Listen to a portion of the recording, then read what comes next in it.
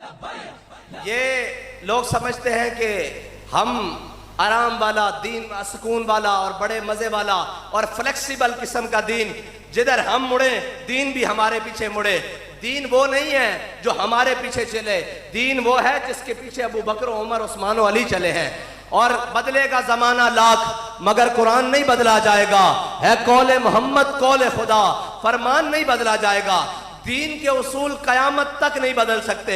वो दीन के उसूल सियासत के लिए हो, वो दीन के उसूल इबादत के लिए हो, वो दीन के उसूल माशरत के लिए हो, वो दीन के उसूल तहजीब के लिए हो, वो दीन के उसूल तमद्दुन के लिए हो, वो दीन के उसूल माशियात के लिए हो।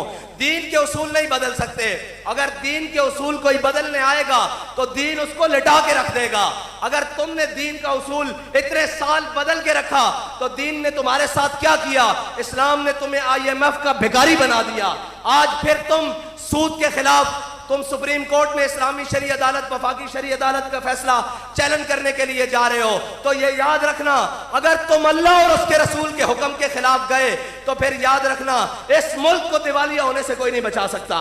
आज भी तुम्हारे पास वक्त है, आज भी इस रियासत के सरबराहान के पास वक्त है कि वो सारी चीजों से दामन छुड़ाकर हुजूर के दीन के ऊपर इस मुल्क को, जिस मुल्क को हासिल किया गया था पाकिस्तान का मतलब क्या, ला इलाहा इल्लल्लाह के नारे के ऊपर, आज भी उनके पास वक्त है कि वो इस मुल्क को मोड़कर हुजूर के दामन की तरफ, हुजूर के निजाम की तरफ मोड़ दे।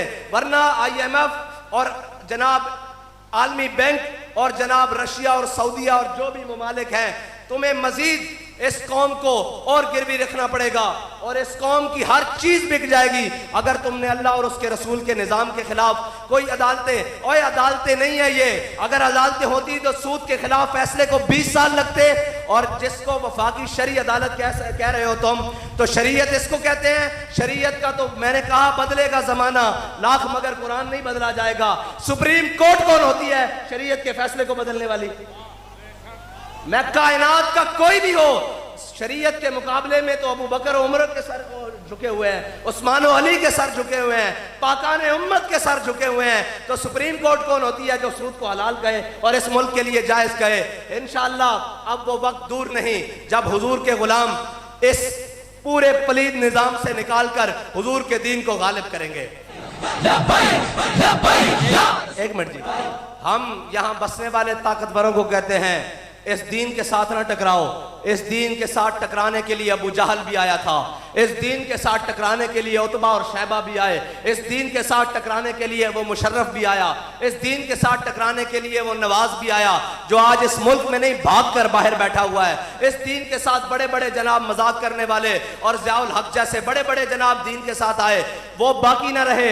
अल्लाह का दीन आज भी बाकी है और अल्लाह का दीन कयामत तक बाकी रहेगा, क्योंकि जनाब इन्ना दीन इंदल्लाहिल इस्लाम, अल्लाह के हाँ दीन है ही इस्लाम। इसलिए इसकी बुनियादों के साथ ना छेड़ो। अगर इसकी बुनियादों के साथ